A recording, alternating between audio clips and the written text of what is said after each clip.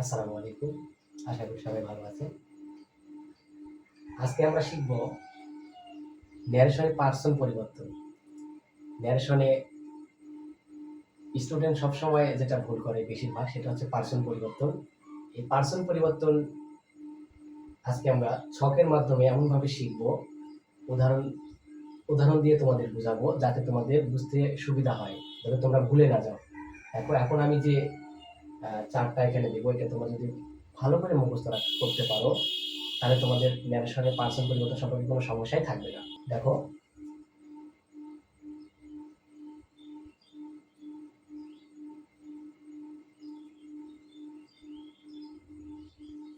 আমি ছকটা লেখা শেষ করে তারপর আপনাদের মাঝে আবার আসতেছি। সে পর্যন্ত সাথে থাকুন। ধন্যবাদ। আমরা লেখা শেষ করলাম।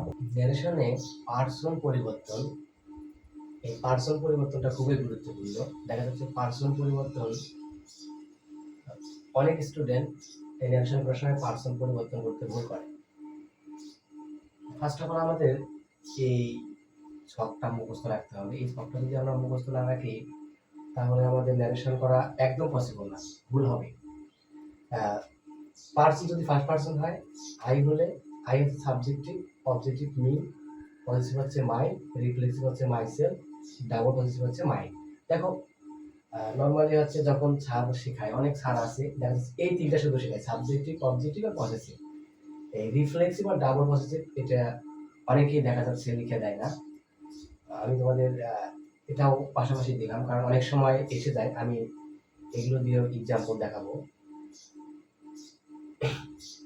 যদি উই থাকে, উই হচ্ছে সাবজেক্টিভ, অবজেক্টিভ হচ্ছে আস, পজিটিভ হচ্ছে our, reflexive our self, double positive হচ্ছে hour.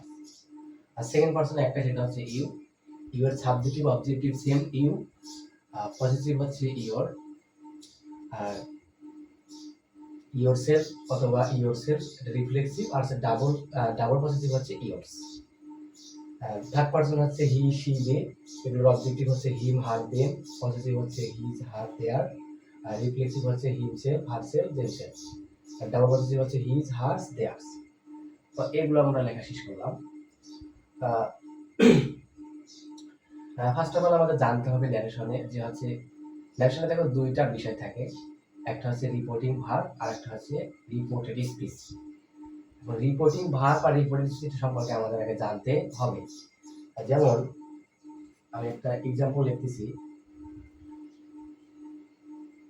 he said to me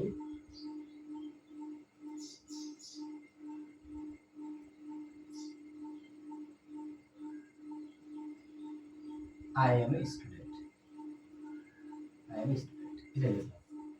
এই যে ইনভার্টেড কমা ক্লোজ করে দিলাম, এই যে ইনভার্টেড কমা, এই ইনভার্টেড কমার ভিতরে যেটা থাকবে সেটা হচ্ছে রিপোর্টেড স্পিচ, আর ইনভার্টেড কমার বাইরে যেটা থাকবে সেটা হচ্ছে রিপোর্টিং ভার্ব। তাহলে এটা হচ্ছে রিপোর্টেড স্পিচ, এটা হচ্ছে রিপোর্টিং ভার্ব। আশা করি এটা তোমরা বুঝতে পেরেছো যারা নতুন ন্যারেশন করতেছো।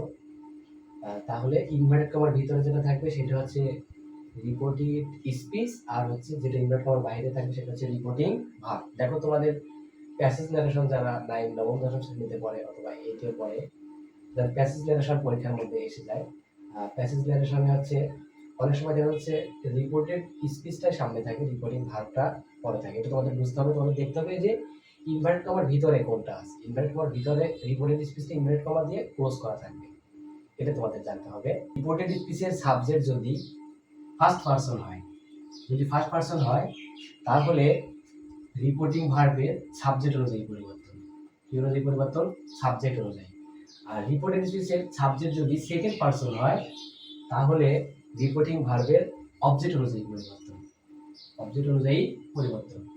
আর রিপোর্টেড স্পিচের সাবজেক্ট যদি থার্ড পারসন হয় তাহলে no change, no change, no change. এটা একটু তোমাদের মাথায় রাখতে হবে। দেখো, যদি সাবজেক্ট যদি ফার্স্ট পারসন হয় তাহলে রিপোর্টেড স্পিচের সাবজেক্ট যদি ফার্স্ট পারসন হয় তাহলে রিপোর্টিং ভার্বের সাবজেক্ট অনুযায়ী পরিবর্তন হবে, আর সেকেন্ড পারসন হলে অবজেক্ট অনুযায়ী, আর থার্ড পারসন হলে হচ্ছে নো চেঞ্জ, মানে কোনো পরিবর্তন হবে না। দেখো আমরা একটা एग्जांपल করি তাহলে বুঝতে পারবা। অ্যাসার্টিভ একটা एग्जांपल আমি দিতেছি। Assertive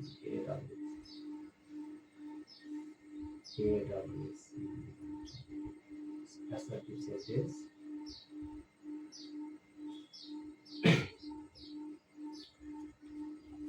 he said to me my handwriting is better than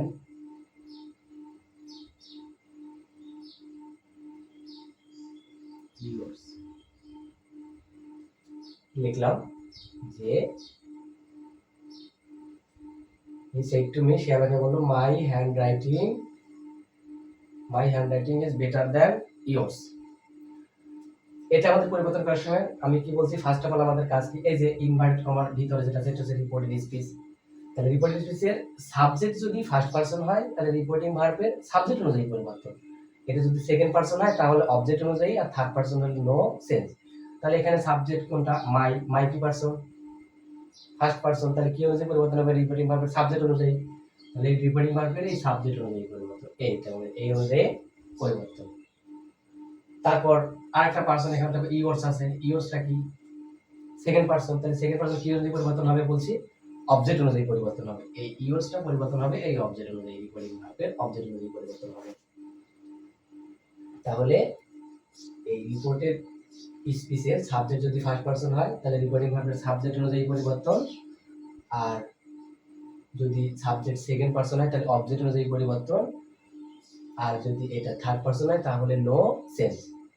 তাহলে আমাদের এই एग्जांपलটা দেখা যাচ্ছে মাইটে ফার্স্ট পারসন, তাহলে মাইটে হচ্ছে সাবজেক্ট অনুযায়ী পরিবর্তন হবে। তাহলে ফার্স্ট অফ অল আমাদের কাজ কি, রিপোর্টিং ভার্বের, তাহলে হি অ্যাসার্টিভ সেন্টেন্স, তাহলে সেই কি বলতে কি হবে, টোল্ড, হি টোল্ড মি লিখলাম, আর আমাদের ইনভার্টেড কমাতে কি হয়,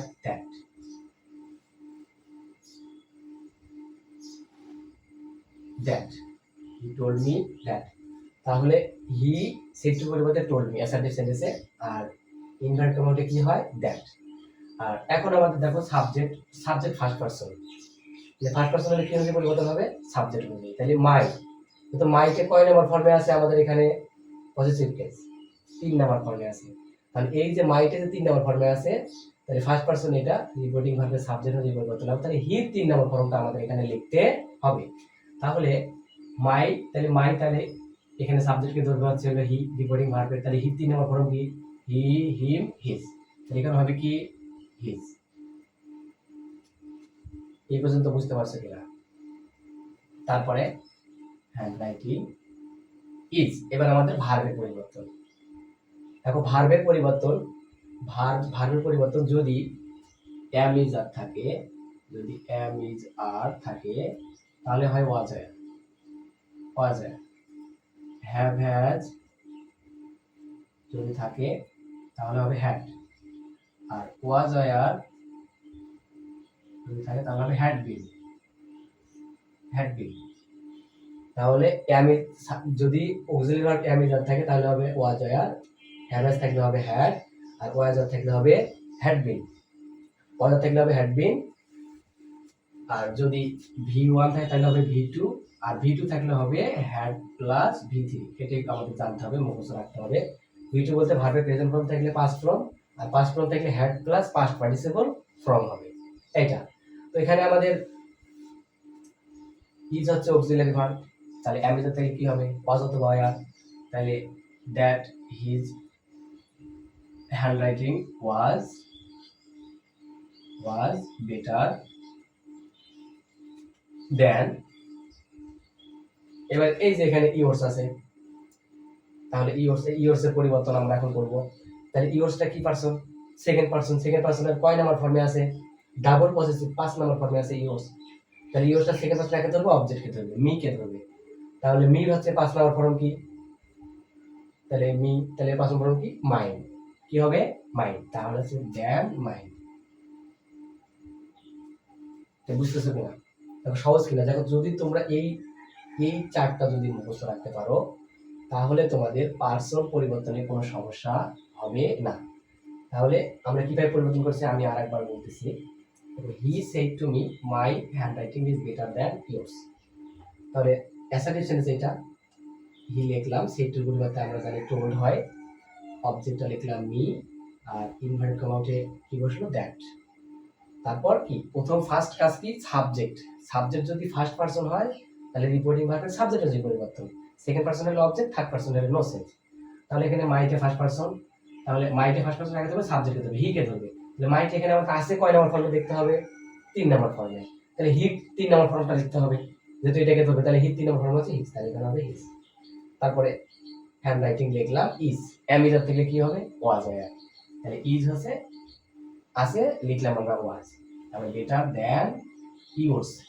এখন ইয়োর্সটা পারসন পরিবর্তন করতে হবে, তাই ইয়োর্সটা আমাদের কয় নম্বর ফর্মে আছে 5 নাম্বার। তাহলে ইয়োর্স এর সেকেন্ড পারসন, তাহলে অবজেক্টকে ধরবে মি কে, তাহলে মি 5 নম্বর ফর্ম কি মাই, এই মি হচ্ছে 5 নম্বর ফর্ম হচ্ছে মাই। দেখো তোমরা যদি এই জিনিসটা মুখস্থ রাখো এই চারটা, তাহলে তোমাদের কোনো সমস্যা থাকবে না। আমি আরেকটা एग्जांपल দিচ্ছি, যেমন he said to me I need your help, I need your help, he said to me I need your help।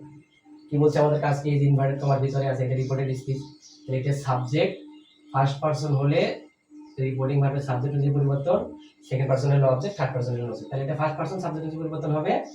এখানে যে ইওর আছে, তাহলে এই যে ইওর আছে, ইওটা আমাদের পারসন পরিবর্তন করতে হবে। ইওটা সেকেন্ড পারসন কাকে ধরবে, অবজেক্টকে ধরবে, কাকে ধরবে অবজেক্টকে ধরবে। তাহলে আমাদের অ্যানসারটা কি দাঁড়ালো, তাহলে হি সেটু পরিবর্তে কি হবে টোল্ড মি, কিংবা হচ্ছে দ্যাট, আইটা কি পারসন ফার্স্ট পারসন, হি সেটু পরিবর্তে টোল্ড মি, ইনভার্ট করা হচ্ছে দ্যাট, আইটা ফার্স্ট পারসন সাবজেক্টকে ধরবে, হি কে ধরবে। তাহলে আইটা সাবজেক্টিভ ফর্মে আছে আই, তাহলে হচ্ছে হি সাবজেক্টিভ ফর্ম কি হি, তাহলে হি।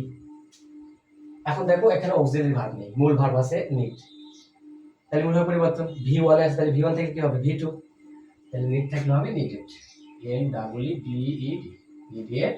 ইওর, ইওরটা আমাদের কয় নম্বর ফর্মে আছে দেখতে হবে, এই যে ইওরটা সেকেন্ড পারসন অবজেক্টকে ধরবে মিকে, তাহলে ইওরটা কয় নম্বর ফর্মে আছে এখানে 3 নম্বরে পসেসিভ ফর্মে আছে। তাহলে ইওরটা যদি পসেসিভ ফর্মে থাকে তাহলে মির 3 নম্বর ফর্ম খুঁজতে হবে আমাদের, তাহলে 3 নম্বর ফর্ম হচ্ছে কি মাই, হচ্ছে এই মাই, মাই। বুঝতে পেরেছো কিনা, সহজ কিনা। দেখো যদি এটা যদি মি না থেকে যদি থাকতো যে he said to him, he said to him থাকতো, যদি হি সেড টু হিম, তাহলে হিমটা কি পারসন থার্ড পারসন, তাহলে তখন এটা এটা হচ্ছে সেকেন্ড পারসন, এটা হচ্ছে সেকেন্ড পারসন, সেকেন্ড পারসন অবজেক্টকে ধরবে, তাহলে অবজেক্ট হচ্ছে এখন হিম, তাহলে ইগলটা হচ্ছে কয় নম্বর ফর্মে আছে 3 নম্বরে, তাহলে আছে আমাদের এই এটার 3 নম্বর ফর্মটা কি, তাহলে হি হিম হিজ, তখন এই যে এখানে হয়তো হিজ। বুঝতে পেরেছো কিনা। দেখো তোমরা যদি এই চারটা মুখস্থ রাখতে পারো তাহলে তোমাদের ন্যারেশনে পার্সন পরিবর্তন সম্পর্কে কোনো সমস্যাই থাকবে না। একটা জিনিস মাথায় রাখবা, the more you practice the more you learn, sometimes you will forget, কিন্তু তবুও তোমাকে পড়তে হবে, পড়া ছাড়া কখনো হবে না, এই জিনিসটা মাথায় রাখতে হবে। এখন আমরা দেখব কিভাবে আমাদের পরিবর্তন হয়। তার আগে তোমাদের জানতে হবে